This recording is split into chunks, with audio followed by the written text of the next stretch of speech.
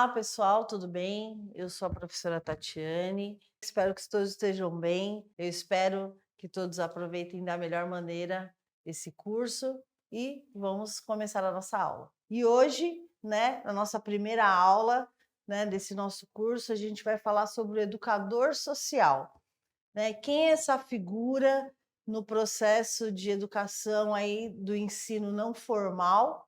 Então a gente vai falar um pouquinho quem é essa pessoa, qual é o papel dele nesse espaço, né? Quem é esse educador social, o que ele faz, como as coisas acontecem dentro dos espaços como ONGs, projetos sociais. A gente vai falar um pouquinho desses espaços também. Espero que todos gostem e aproveitem bastante. Vamos lá? Vamos começar? Então, o educador social. Então a gente vai falar um pouquinho sobre a introdução, da educação não formal e a vulnerabilidade social, né? O que esse educador social tem dentro desse espaço em relação à educação não formal e à vulnerabilidade social.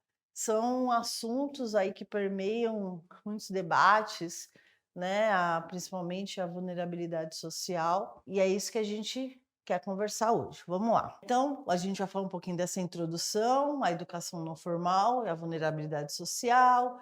A gente vai falar um pouquinho de princípios pedagógicos, depois estratégias metodológicas, a inteligência emocional e a resiliência, a construção de relacionamentos e a educação não formal e a vulnerabilidade social. Então, vamos contextualizar, a educação não formal.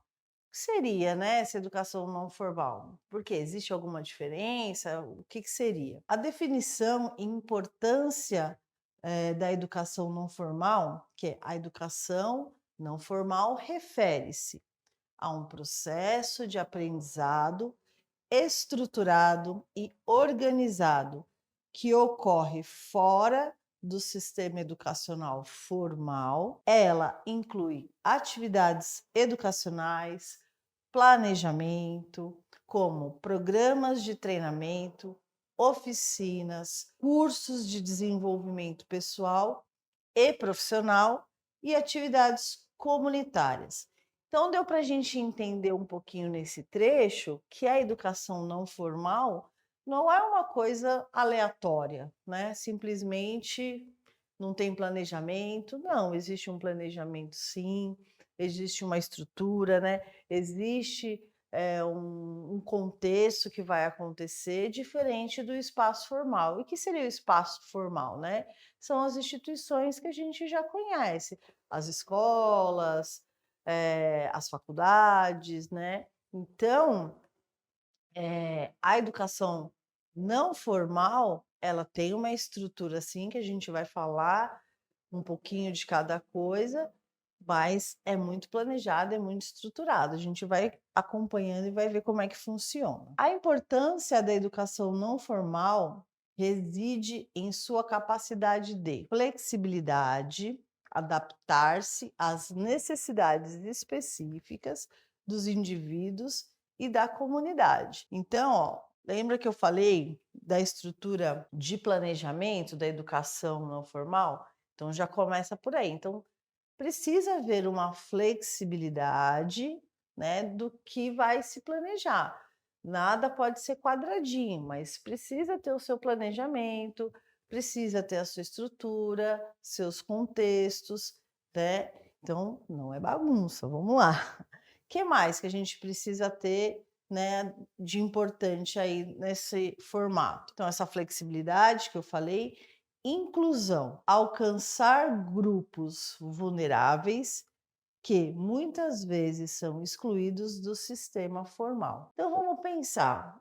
Então a gente está fazendo uma divisão. O pessoal que é excluído vai para os espaços de educação não formal? Não é isso. A ideia é que a população que passa por algumas dificuldades, principalmente alguns processos de ensino, dentro da escola, é importante que essa criança ou esse adolescente esteja inserido no processo educacional formal. Por quê? Gente, no nosso país a gente tem essa organização de tudo que a gente vai fazer, a gente precisa de um documento, né? Precisa estar documentado que eu estudei tais etapas de ensino, eu estive cursando tais anos letivos. Então, é importante ter essa documentação no nosso país. Mas isso não tira o contexto de que podemos estar em espaços complementares para isso. Então, eu estou num espaço que tenho aquela ONG ou tenho aquele projeto social que tem algumas oficinas que podem me ajudar em alguns processos que eu tenho dificuldade da escola. Mas lembrando que não estamos usando esses espaços como reforço escolar. Pode ajudar em alguns momentos? Sim, pode ajudar em alguns momentos, mas não é o principal. Estou colocando meu filho ali naquele projeto porque ele vai fazer reforço escolar. Pode ser que aquele espaço tenha um planejamento de um reforço escolar, mas nem todo o espaço tem. Então a gente tem que pensar que esses espaços estão para complementar algumas coisas, trazer um diferencial, trazer novas vivências que muitas vezes no espaço escolar não acontece. Então a gente tem que pensar nessa flexibilidade que eu falei primeiro e agora nessa inclusão. Então, incluir essas crianças ou esses adolescentes nesses espaços é interessante para que a gente traga para eles um leque de opções de outras vivências, né? Então vamos continuar aí o que seria importante. Então, eu falei da flexibilidade, acabei de falar da inclusão. Então, outra questão é complementariedade. Complementar a educação formal, proporcionando habilidades práticas e conhecimentos aplicáveis. Foi o que eu acabei de falar.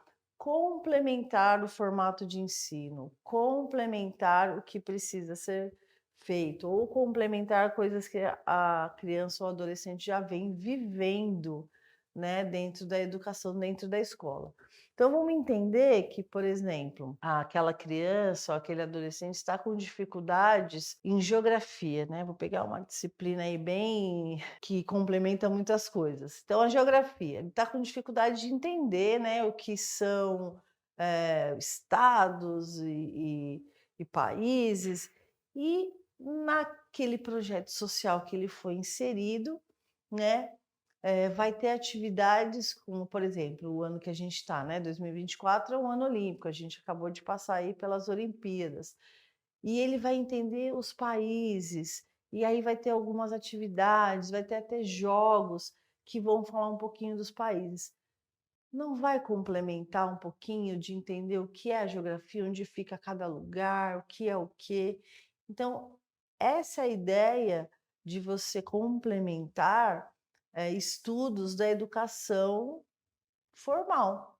Se uma dificuldade de geografia apareceu, numa atividade um pouco mais lúdica, né, com complementos, a gente consegue trabalhar isso. E é muito legal.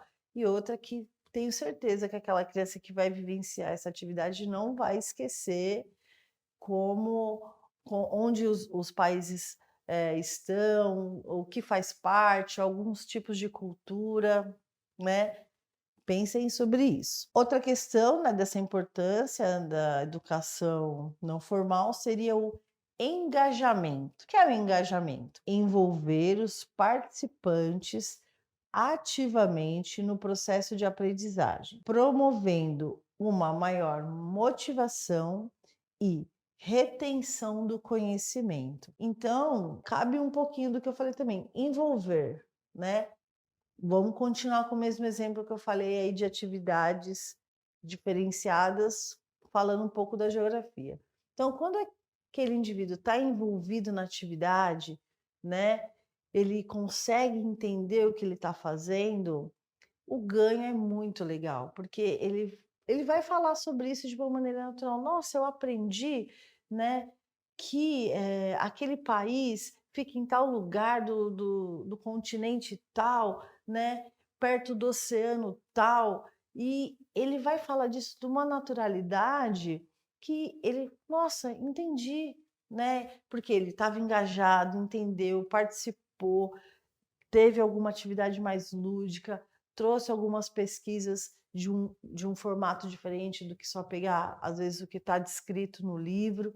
Então, ele se interessou por aquilo e teve significado. Quando você coloca significado, nossa, é outra história, é muito legal. Então, essas importâncias aí da educação não formal, que é a flexibilidade, inclusão, complementaridade e engajamento, é muito bacana.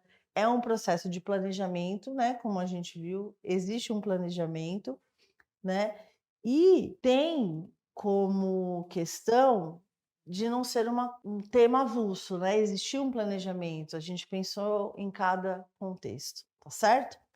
Vamos seguir então, vamos lá, vamos entender um pouquinho mais desse educador social e dessa educação não formal aí. Vamos falar um pouquinho de diferenças entre a educação formal, não formal e informal. Nossa, três, mas a gente não estava falando da educação não formal e a formal? Que é essa informal? Vamos entender um pouquinho. Educação formal. A educação formal, sistemática e hierárquica, oferecida por instituições escolares e acadêmicas, regulamentada por currículos oficiais e conduzida por profissionais qualificados.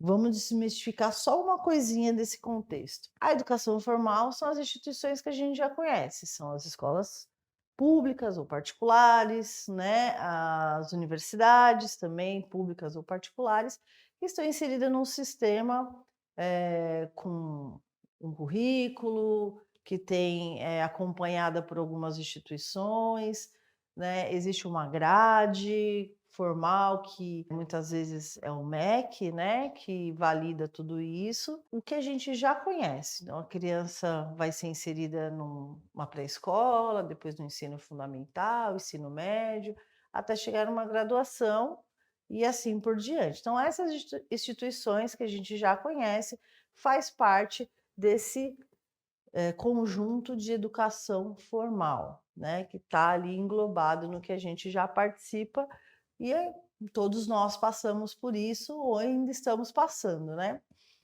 Certo? Até aí ficou claro? A única coisa que eu quero desmistificar é conduzida por profissionais qualificados. Quando fala profissionais qualificados, gente, a gente está falando de profissionais, por exemplo, se eu vou contratar um professor para dar aula em uma graduação, normalmente aquele espaço vai pedir se ele fez uma especialização, se ele fez um doutorado. Então, quando se fala de qualificado, estão dizendo desses métodos que esse profissional passou. Isso não quer dizer que se um profissional que não passou por uma especialização, ou até mesmo um doutorado ou um mestrado, ele não está qualificado, ele está qualificado dentro daquilo que a gente está pedindo, certo? Só para entender que, então o profissional da educação, o educador social não é qualificado e o profissional, né, da educação formal é qualificado. Não é isso. A qualificação vem dentro de um procedimento aí de hierarquia, né, do método de ensino. Então, ele passou por uma graduação, se especializou, fez o mestrado, fez o doutorado. Então, essas qualificações que ele atingiu no decorrer dos seus estudos, tá certo? Agora, vamos entender o que é educação não formal, que é o que a gente está falando bastante agora. A educação não formal, ela é organizada e planejada, mas ocorre fora do sistema escolar formal. Exemplos incluem cursos de idiomas, treinamentos profissionais, ONGs, projetos sociais e programas comunitários. Então, muitas vezes a gente já ouviu falar, nossa, tem um projeto ali na minha rua, não, ou no meu bairro, tem aquele projeto. Então, esses espaços que estão englobados nessa educação não formal. Então a criança tem que passar, como na escola, tem que chegar lá pequenininha e até virar adolescente, quase adulto, para sair daquele espaço? Não, né? É preciso entender, primeiramente, como é que aquele espaço funciona. Então, existe esse projeto social ali no meu bairro, na minha rua, mas como é que ele funciona? O que tem lá de interessante que vai agregar no processo educacional daquela criança ou daquele adolescente? Então vamos pensar que naquele espaço existem algumas oficinas de arte, de música, né, e oficinas livres, ou até mesmo oficinas ou programas, né, como fala de primeiro emprego, né, inserir o adolescente no mundo do trabalho. Então eu vou entender como é que funciona aquele espaço, o que que eu posso aproveitar e como é que eu tenho que me matricular, como é que faz, como é que eu entro naquele espaço. Entendendo como isso aconteceu, então vai ter dias e horários que tem um planejamento das atividades, ou da oficina, ou do curso, precisa entender todas essas coisas, certo? Entendendo, eu vou conversar com os responsáveis para inserir. E aí eu vou lá 1, 2 vezes na semana, às vezes tem toda semana uma atividade, aí vai ter um projeto que é mais extenso, né, naquele mês. Então, esse esse espaço, esse projeto social precisa ser entendido por aquela população que mora ao redor, né, aquele território que mora ao redor, para entender o que tem e o que a gente pode usufruir daquele espaço. Todos esses espaços têm um planejamento, os profissionais, os educadores, né, tem sua parte administrativa.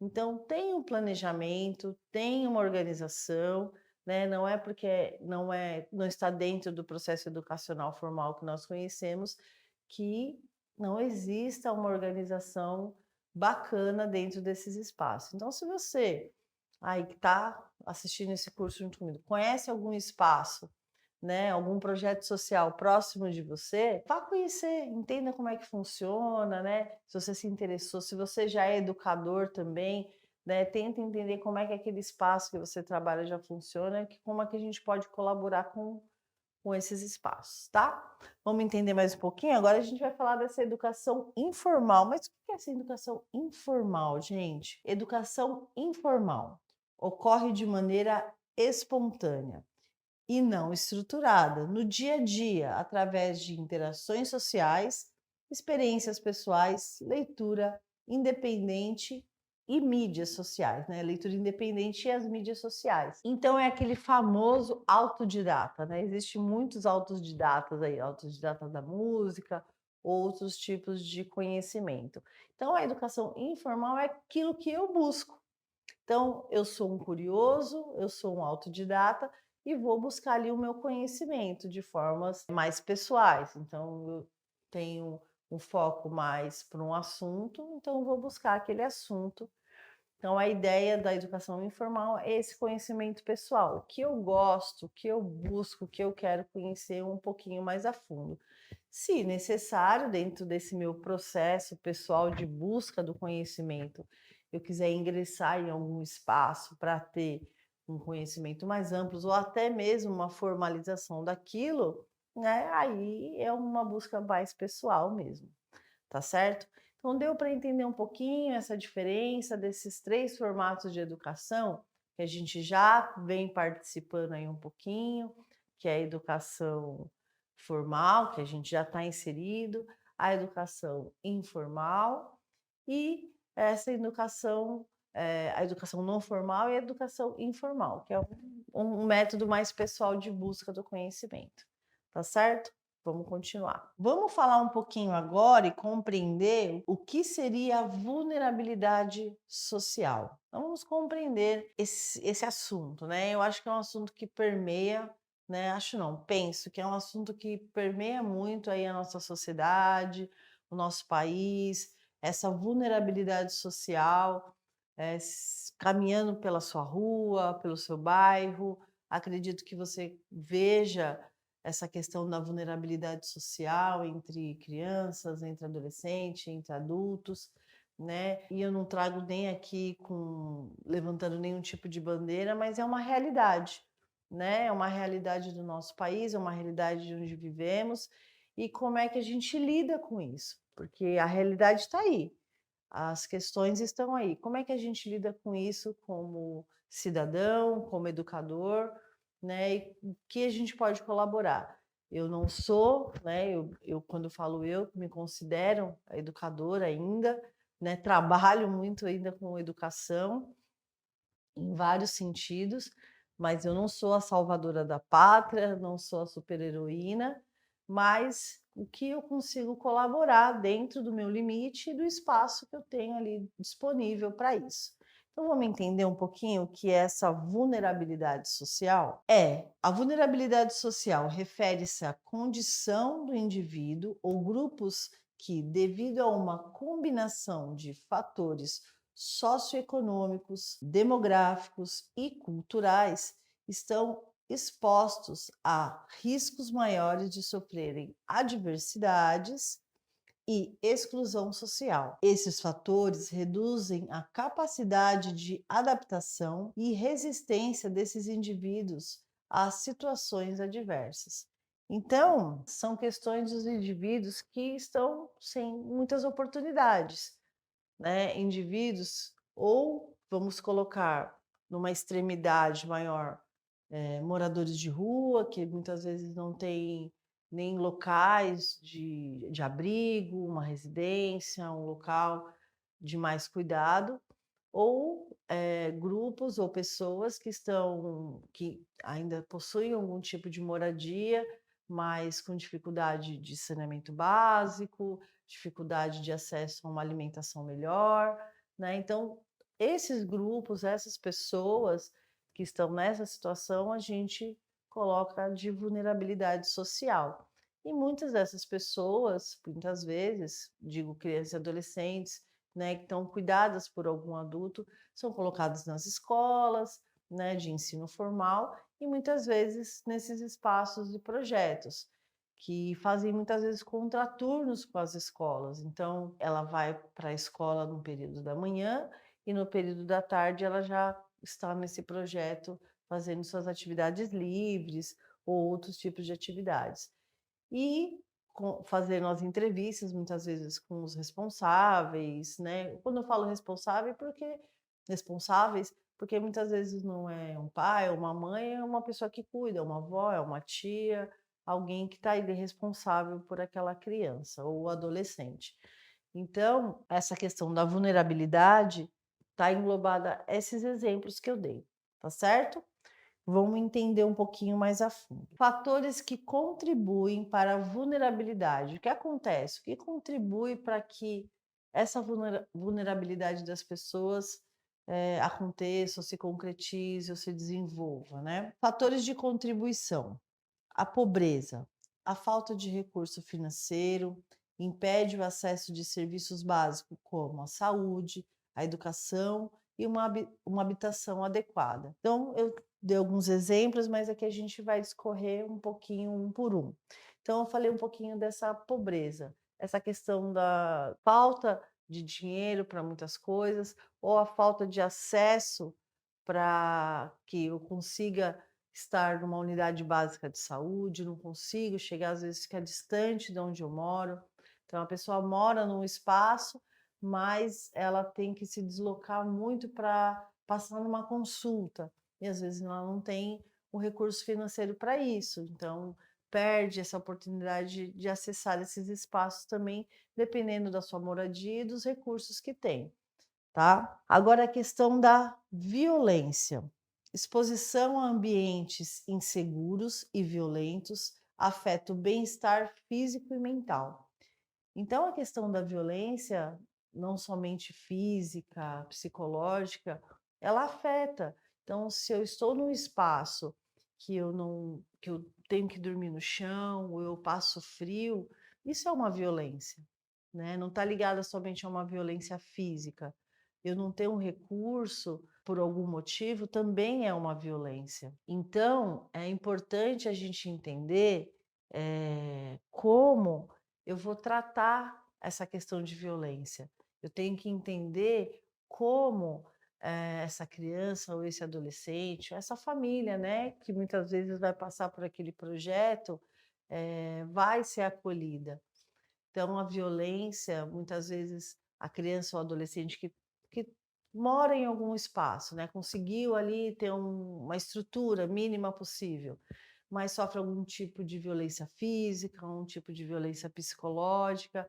Como é que esse educador que vai ali tratar com ela vai manejar algumas coisas que ela trouxer? Então, é uma das coisas também que permeia aí a vulnerabilidade social. a questão da violência. A violência descrita por diversos fatores. Outra questão, né, que permeia a vulnerabilidade social é a discriminação, preconceito e prática discriminatória, baseada em raça, gênero, orientação sexual, deficiência, entre outros, aumentam a marginalização. Então, a discriminação, ela também está englobada em diversos fatores, né? A discriminação, ela pode estar, como eu falei aqui, na raça, no gênero, a questão do racismo, né? Hoje está bem complicada, né? As discussões, as pessoas, as formas de falar. Então, a questão do gênero, independente do que a pessoa escolha para a sua vida, ela tem que ser acolhida, ela tem que estar inserida nos espaços, né? Então, a discriminação é um fator bem complexo também que está na vulnerabilidade social. Então, esses fatores que eu falei, da pobreza, violência e discriminação, são fatores aí que permeiam a vulnerabilidade social e é o que a gente vê bastante dentro do nosso bairro, dentro da nossa cidade, na nossa rua. Então, o que eu, como, primeiramente, cidadão, consigo colaborar, né? Se eu tenho um espaço próximo na minha casa, uma ONG, um projeto social, o que eu consigo colaborar para isso? E eu, como educador, estando inserido nesses espaços, como é que eu consigo colaborar também? Outros fatores também que permeiam a vulnerabilidade social é o desemprego, que a falta de oportunidade de trabalho estável limita a capacidade de sustento e progresso econômico.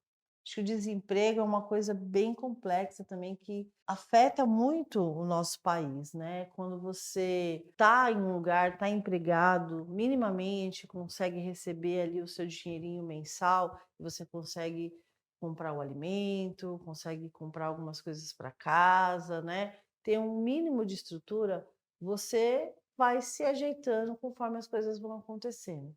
Quando você está privado disso, né, quando você está desempregado, fica complicado, porque como é que eu vou comprar alimentação, né? Como é que eu vou comprar produtos de higiene para casa e outras coisas que são importantes ali. Então, o desemprego é uma coisa, um fator, né, que está dentro da vulnerabilidade social. E um último fator aqui que a gente colocou foi a baixa escolaridade. A falta de acesso à educação de qualidade, né, uma educação de qualidade, reduz as oportunidades de desenvolvimento pessoal e profissional. Então, essa questão da baixa escolaridade vem muitas vezes pelo desemprego. Então, se o pai ou a mãe da criança está desempregado, muitas vezes a criança se coloca no papel aí de fazer algum tipo de bico, de trabalho para ajudar na renda de casa. E com isso ela sai da escola. E com isso essa baixa escolaridade, né, impede algumas oportunidades, o desenvolvimento. Então, a baixa escolaridade está também dentro desse processo da vulnerabilidade social. Uma coisa que a gente tem que prestar atenção. Eu falei no início, ninguém é o salvador, ninguém vai resolver tudo, mas como é que eu, cidadão, ou eu, educador, vou colaborar com algumas situações que eu estou inserido, né? Ali na minha realidade, no meu bairro, na minha rua, né? No meu território. Vamos lá, gente, vamos continuar entendendo um pouquinho o que é esse educador social, essa educação não formal. Eu particularmente gosto muito desse assunto. Vamos falar um pouquinho do impacto da vulnerabilidade social no desenvolvimento de crianças e adolescentes. O que a vulnerabilidade social impacta, né, no processo de desenvolvimento dessas crianças? Vamos lá. Desempenho acadêmico, dificuldades financeiras e ambientes instáveis podem prejudicar o aprendizado, a aprendizagem e a concentração. Então, como eu falei um pouquinho lá do desemprego, dificuldades financeiras, né? O ambiente instável. Então, se eu estou com dificuldade financeira, ali vai estar um ambiente instável, né? O resultado é muito esse. Se aquela casa, aquelas pessoas estão sem dinheiro para ter uma alimentação, para ter higiene e etc., aquele ambiente fica instável. E aí outras coisas acontecem, uma violência e outras coisas podem acontecer. Então a baixa, né, o desempenho acadêmico vem muitas vezes dessas situações. Vamos ver outro fator aqui que impacta, né, a vulnerabilidade social. Qual é o impacto que isso acontece? A saúde mental e física. Exposição a estresse constante, violência e falta de acesso e cuidados de saúde pode levar a problemas de saúde mental e física. A saúde mental e física, né, para o cidadão, para a pessoa, né, para o adulto, vamos pensar no adulto, porque o adulto está um ser humano já crescido, estruturado, vou colocar entre aspas, estruturado, e sofre muitas vezes de questões de saúde mental, coisas que o afetam, que ele não consegue organizar de alguma maneira, sentimentalmente, e isso vai acarretar na sua vida, no seu desenvolvimento como pessoa adulta. Agora vamos pensar aí na criança ou no adolescente que está em desenvolvimento. Ela está, a criança no processo de desenvolvimento, adolescente no seu processo de desenvolvimento. Situações que vão acontecer com ele que afetam a saúde mental. Então, uma criança que está no processo de brincar, não consegue brincar, porque ela precisa estar inserida em outras coisas, fazendo um bico, um trabalho, então ela perdeu esse momento de brincar, esse momento de aprendizagem. E isso pode ser que naquele momento, naquele quadradinho ali da vida dela, que ela perdeu a brincadeira e está fazendo um trabalho, pode ser que visualmente, não está acontecendo nada.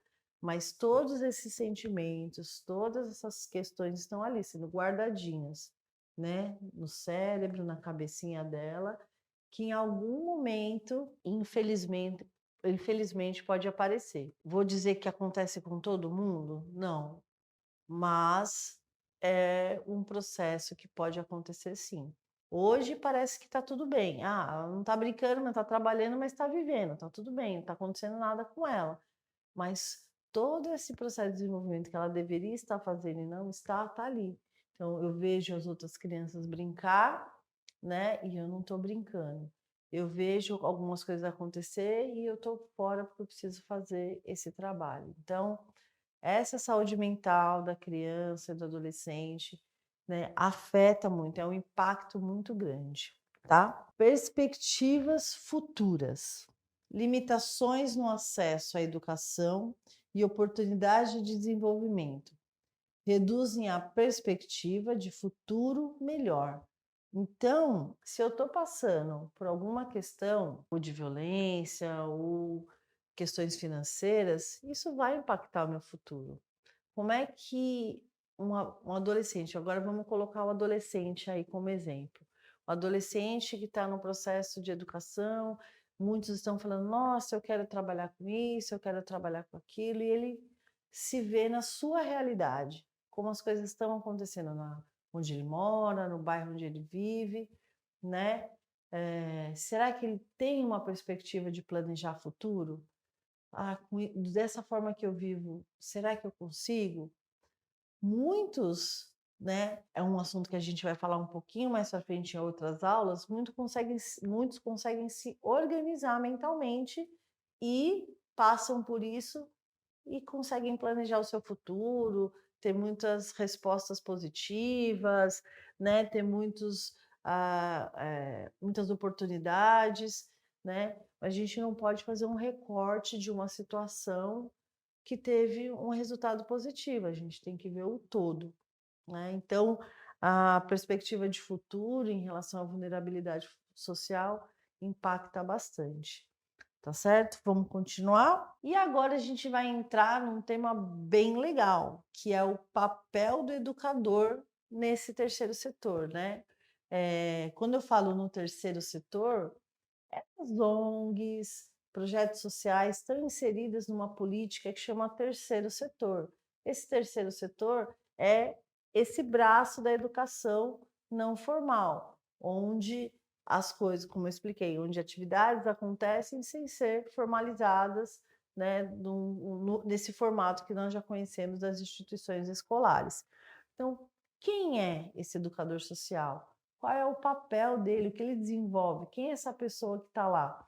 Muitas vezes, nem sempre esses educadores que estão lá são pessoas com graduação, né, que fez uma faculdade, né, muitas vezes estudou o seu ensino médio, mas traz muita bagagem de conhecimento para esses espaços. Então vamos entender quem é essa pessoa? Função e responsabilidades do educador no terceiro setor. Os educadores, né, dessa organização não governamental e sem fins lucrativos desempenham um papel crucial em educação e capacitação. Oferecem programas educacionais que promovem habilidades e conhecimentos práticos. Então, esse educador, ele traz essa bagagem de conhecimentos práticos, conhecimentos complementares, né? Ele traz as suas habilidades. Então, muitas vezes, quando uma ONG, né, um projeto social vai fazer a contratação desse profissional, muitas vezes ela pergunta: e aí, qual é a sua habilidade, né? O que você sabe fazer? Ah, eu gosto muito de mexer tenho habilidade com artes plásticas. Então, naquele espaço, tem essa disponibilidade de desenvolver uma oficina de artes plásticas.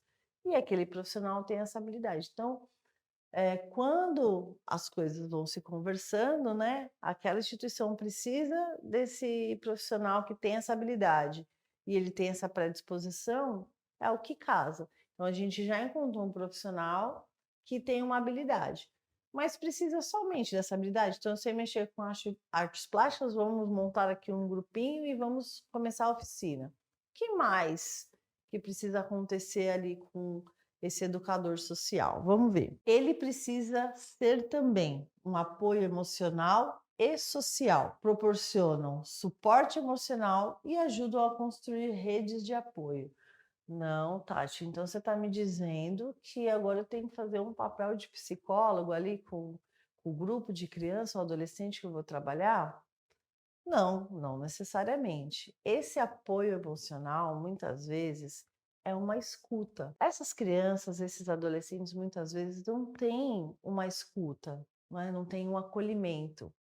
E fazer um papel de acolhimento, entender o que aquela criança ou aquele adolescente traz, entender qual as perspectivas que eles têm, qual a visão de mundo que eles têm, está aí no educador social. Esse é o papel, esse apoio emocional. Então, eu sentar, trocar uma ideia, entender, ouvir. Eu sou um ouvinte naquele momento, né? E não necessariamente o que eu ouvir eu já tenho que devolver. Não, olha, você está me falando isso, então você me falou, então você já tem que fazer isso, esse é o caminho, você vai por aqui, você faz isso, faz aquilo. Não necessariamente, você não tem que dar as respostas, você não tem que ser essa pessoa que vai decidir o que aquela criança ou aquele adolescente vai fazer da vidinha deles. Não é isso. Esse apoio emocional, muitas vezes essa escuta, né, esse acolhimento, entender naquele momento o que aquela criança, aquele adolescente está passando, sentar ali do lado, entender, né, ser esse apoio. Se possível, se esse educador está bem também emocionalmente, né, para receber todas as informações que aquela criança ou adolescente está passando para ele e conseguir ter uma troca, maravilha.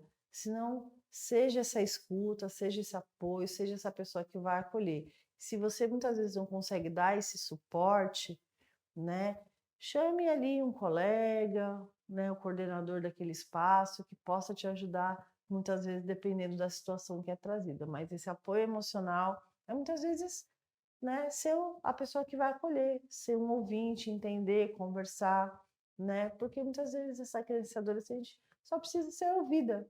Ela quer ser ouvida e ninguém escuta o que ela tem para dizer.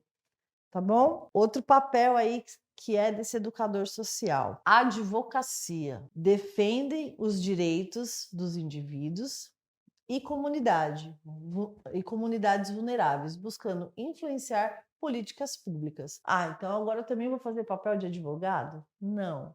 O que é essa advocacia? O que é essa defesa? Então, se eu estou nesse espaço, comentei um pouquinho aí, no início da aula, eu, como cidadão e como educador, que eu posso colaborar? Então, se eu estou naquele espaço, né, estou trabalhando, fui contratado para trabalhar naquele espaço, né? O que de melhor eu posso proporcionar ali? Pode ser que não seja o emprego dos meus sonhos, né? Mas muita gente tem essa facilidade de manejar com esse tipo de trabalho, né? Com criança e adolescente. Mas se eu estou ali naquele trabalho, eu me dispus a estar ali, eu comecei naquele espaço, o que eu posso colaborar? Então, precisa de uma frente, de uma fala, ó, não, a gente, nosso espaço precisa ter uma quadra, precisa ter um espaço mais lúdico, uma sala melhor. Então, eu vou defender esses espaços, eu vou ajudar a minha comunidade a melhorar aquele espaço que é para todos, né? Todos estão usufruindo naquele espaço. Então, se eu não tiver nesse papel como educador também de trazer isso, né? Então eu tenho que rever muitas vezes o que eu estou fazendo ali. Mas a partir do momento que eu me predispus a estar ali, aceitei estar ali, então como eu posso colaborar da melhor maneira? Vamos lá, vamos continuar? Características e competências essenciais para atuar nessa área. Então eu falei, lembra que eu falei, né, do profissional capacitado, né, da educação formal? Né, que tem o seu especialização, sem um mestrado, doutorado. Aqui a gente vai falar um pouquinho o que seria importante eu ter aí de características, de competências que podem me ajudar a ser um bom educador social, que eu posso colaborar da melhor maneira para aquele espaço que eu estou trabalhando. Empatia. A empatia e a sensibilidade. Capacidade de entender e responder às necessidades e experiências dos outros. É uma grande característica. Eu ser empático e sensível, eu estou sempre me colocando no lugar do outro.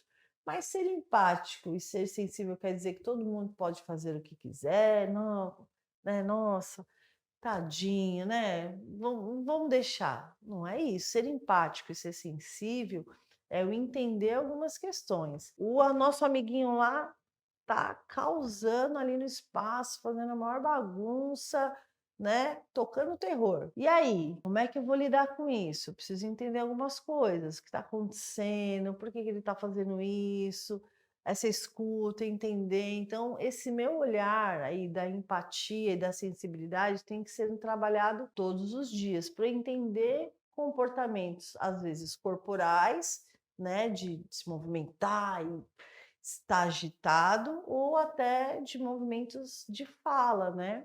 Da comunicação. Se não está falando nada, está falando demais, o que está acontecendo. Então, essa empatia e sensibilidade, né, é importante. É uma característica bacana, tem que ser trabalhado. Muitas vezes nós adultos perdemos essa empatia e sensibilidade com o tempo, né, pelas durezas da vida, mas isso tem que ser trabalhado todos os dias para a gente estar se colocando no lugar do outro, para a gente entender algumas situações e conseguir resolver da melhor maneira. Uma outra característica aí para esse educador social: comunicação eficaz.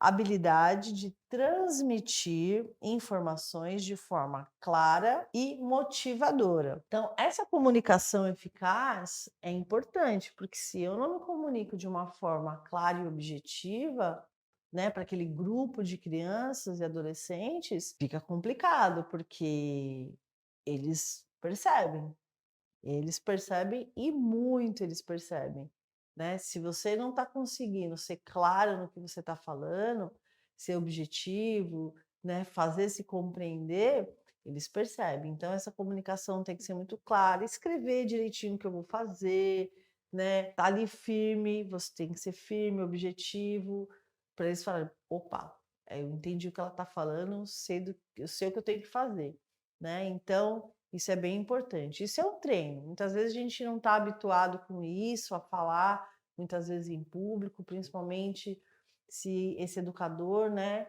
que foi contratado não passou por algumas disciplinas, principalmente de didática, que acontece nas graduações, nas faculdades, essa questão da fala fica mais complicado. E tem pessoas que têm uma super facilidade, mesmo não ter passado por nada disso, tem essa facilidade da comunicação.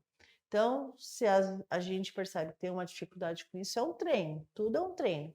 Então, eu vou falar, vou conversar mais nos grupos, aí, quando eu estiver com os amigos, falar mais em público, que isso me ajuda um pouco a desenvolver essa comunicação, certo? Outra competência seria a flexibilidade e adaptabilidade, né? Capacidade de ajustar métodos e abordagens de acordo com as necessidades dos aprendizes, né?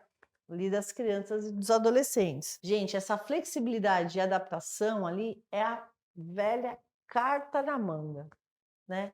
Eu fiz o meu planejamento, montei ali a minha atividade, minha oficina, minha aula, né? O que eu preciso. Só que aí surgiu outra coisa, um assunto permeou ali no grupo, na roda, e aí, faço o quê? Não, eu tinha minha aula, eu vou dar minha aula e isso aí deixo para depois, e passo por isso. Não, ó, escuta, né? Empatia, sensibilidade. Eu tenho que entender o que está acontecendo ali para que eu possa desenvolver, tirar minha cartinha da manga ali e manejar a situação. Então, muitas vezes a gente planeja uma situação que eu vou ter que mudar ali a situação, vou ter que mudar o contexto e dar o meu jeito. Então, é importante ter sempre essa cartinha na manga. E como é que eu tenho essa cartinha na manga? Leitura, estudo, estar por dentro do que está acontecendo naquele grupo, conhecer aquele grupo que eu estou trabalhando. E isso vai te dar conteúdo, né, para você ter essa carta na manga aí. Então, lê bastante, entende esse grupo, conhece essas crianças, esses adolescentes, o que eles vêm conversando para você poder ter essa questão aí fácil, fácil. Vamos lá. Conhecimento técnico, domínio dos conteúdos e métodos pedagógicos relevantes. Foi o que eu falei agora há pouco, né? Da flexibilidade, a mudança. Mas, mesmo que eu tenha que construir lá uma organização de aulas, eu preciso ter um mínimo de um conteúdo. Não é porque, né, esse educador que for contratado muitas vezes não tem uma graduação que ele não possa ter os seus embasamentos, ter os seus conteúdos. Mas para isso eu preciso estar estudando, eu preciso ler, entender o que está acontecendo no mundo atual, entender o que está acontecendo no nosso país atual, na nossa cidade, no nosso bairro. Então, é importante eu estar sempre atualizado, sempre, sempre. Isso é um fator super importante. E o trabalho em equipe, colaboração com colegas e outras organizações para alcançar os objetivos comuns. A equipe, gente, a equipe é um grande triunfo para o processo. Por quê? É com a troca na equipe, ele tem um saber, ela tem um saber, e a gente vai trocando com isso, né? Não adianta eu sei, não preciso, que isso é bobagem. A gente sempre tem que estar trocando com as pessoas, ele trazer o seu saber, ela trazer o saber dela, para a gente poder agregar e melhorar cada vez mais esse processo de educação desse grupo que a gente está trabalhando, tá certo? Então é super importante essa troca com a equipe. A equipe é uma grande escola também, né? E faz toda a diferença no processo de trabalho quando a gente está com uma equipe bem estruturada, né?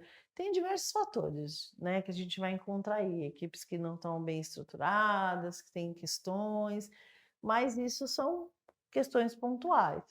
Mas se a gente consegue desenvolver um trabalho em equipe ali, os educadores, né, as equipes administrativas, todos aquele espaço se entendem bem, é legal. Uma coisa que eu aprendi nesse processo aí, principalmente na área da saúde, né, que se fala muito da clínica ampliada. Essa clínica ampliada é essa troca que eu falei agora. Então, se eu sou um profissional de uma área e vou atender com um neurologista, vou atender com um fisioterapeuta, vou atender com um educador físico, né? Então, eu vou trocar. Então, ali naquele atendimento, naquela atividade, ele está com um saber que numa outra oportunidade, não sendo o expert naquele assunto, mas eu posso falar um pouquinho sobre aquilo porque eu aprendi com o outro, né? Então isso é muito legal. E já concluindo um pouquinho, né, da nossa aula de hoje, a gente falou agora qual era o papel desse educador, né, e quem era ele, e fechando, dando um resumo aqui da nossa aula de hoje, a gente falou dessa contextualização da educação não formal. O que que é essa educação não formal, né? Como acontece, né? Como ela desenvolve. Falamos também da diferença entre os tipos de educação, que a gente falou da educação formal, não formal e informal. A gente falou também de compreender a vulnerabilidade social. O que é essa vulnerabilidade social, né? O que acontece? Aí a gente falou desses fatores que contribuem para a vulnerabilidade. Quais são as questões que contribuem a aumentar a vulnerabilidade social desses grupos que a gente trabalha ou na nossa sociedade? E quais são esses impactos que a vulnerabilidade social pode ali atrapalhar no desenvolvimento das crianças e dos adolescentes? Falamos bastante disso, né? Que é bem importante. Falamos aí, acabamos de falar do papel do educador, né? O que esse educador faz nesses espaços, né? E quais são as áreas de atuação que esse educador social pode fazer nesses espaços das ONGs, dos projetos sociais. Então, espero que vocês tenham gostado muito dessa aula, espero que tenha feito sentido para vocês. O educador social, na minha visão, né, eu acredito que é um personagem aí, né, uma pessoa que traz um diferencial na vida das crianças. Se você construir uma coisa bacana para você como um profissional ali naquele espaço, para retribuir para aquele grupo de criança ou adolescente que você está trabalhando. Então, espero que vocês tenham gostado bastante dessa aula, que tenha feito sentido e espero vocês na nossa próxima aula. Até mais, gente!